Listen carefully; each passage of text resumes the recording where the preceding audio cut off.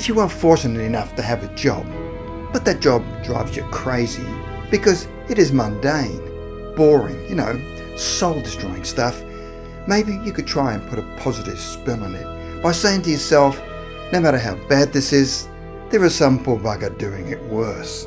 Like those poor souls in the third world who work in inhumane conditions and get paid a pittance to make products for the first world. Or spare a thought for the following people throughout history that make your job not only appear exciting, but safe. The following are 5 appalling jobs that people did that were not only daunting and horrific, but in some cases claimed their lives.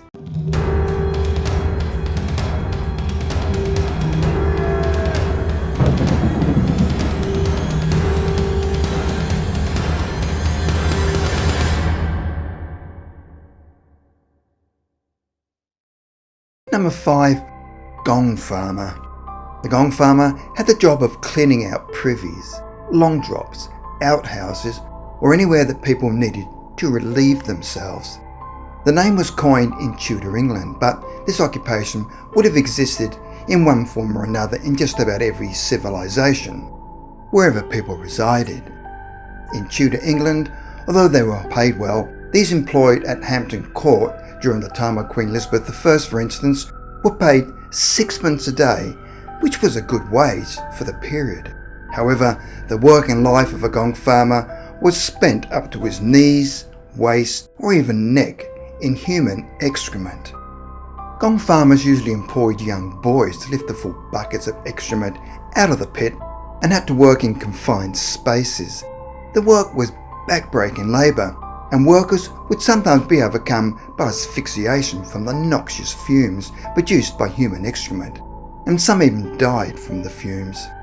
All of the effluent had to be removed from the town or city where it was collected, either by spreading it on common land or taken to the edges of town. Much of London's effluent was taken to dumps on the banks of the River Thames, where it was transported by barge to be used as fertiliser on fields or market gardens. Number 4. Plague Barrier.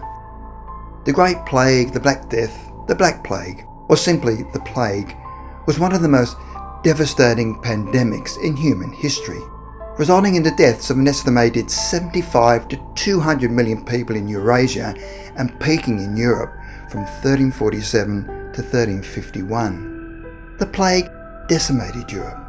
In a panic, healthy people tried to avoid the sick, where doctors refused to see patients and priests refused to administer last rites. There was a complete shutdown. Many people fled the cities for the countryside, believing it was safer, but the plague also affected cows, sheep, goats, pigs, and chickens. Nowhere was safe. Unfortunately, some poor individuals had to clear all the bodies away from the city streets, houses, or wherever they fell. Their job was to go around with a cart, piling up the dead to be thrown in an enormous pit. These mass pits were so prevalent that they gouged land across the city. Hundreds of bodies were hastily buried in these pits without coffins, care, or a ceremony. Not understanding how the plague was spread, all the bearers could do to supposedly protect themselves was to tie a rag around their face to stop the smell as they went about shifting the deadly bodies.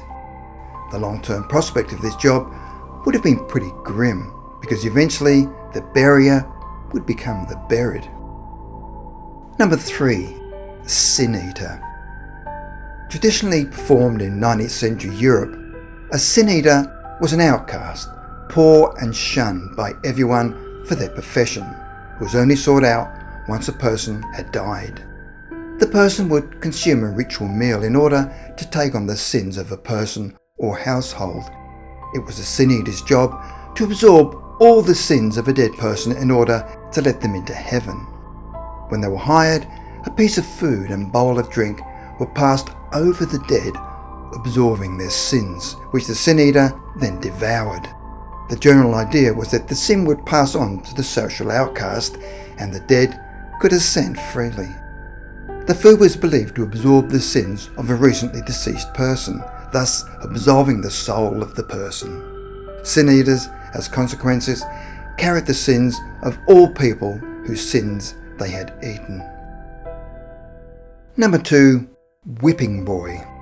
A whipping boy was a victim who suffered corporal punishment on behalf of his young master. A royal court would have kept the child for the purpose of beating him when the crown prince did wrong. Whipping boy was an established position at the English court during the Tudor and Stuart monarchies of the 15th and 16th centuries. The term whipping boy is still commonly used in modern jargon, where people do not realise that the phrase actually came from a brutal act that existed a few hundred years ago. It arose in the 15th and 16th century with the divine right of kings, where no one was seen as being able to punish misbehaving princes that were supposedly chosen by God and therefore untouchable. However, their father the king could punish him when present, but if the king was away on duty ruling the country, they were not allowed to punish the delinquent prince, but instead used a whipping boy, where all the punishment was reaped on them. The whipping boy could be a high-ranking noble child who was raised with the prince and quite possibly their only friend, where they hopefully had secured a close bond, making the prince feel guilty when the whipping boy was punished. However, there could be a nasty side to this, as there was a good chance the prince was a spoilt brat, and if he turned out to be a sociopath who got pleasure in seeing his friend beaten for his bad behaviour, then the whipping boy's life would have been brutal. No doubt his young friend was beholden to the prince and must have suffered a lot of emotional blackmail for fear of being beaten. Number 1. Medieval barber. Medieval barbers did a lot more than just cut hair. In Europe, they were doctors, dentists, and a sort of jack of all trades, though they had little or no medical theory or medical training, as crude as it would have been in those days. These barber surgeons would normally learn their trade as an apprentice to a more experienced colleague. Many would have no formal learning and were often illiterate. They would have acted like medical practitioners who, unlike many doctors of the time, performed surgery, often on the war wounded.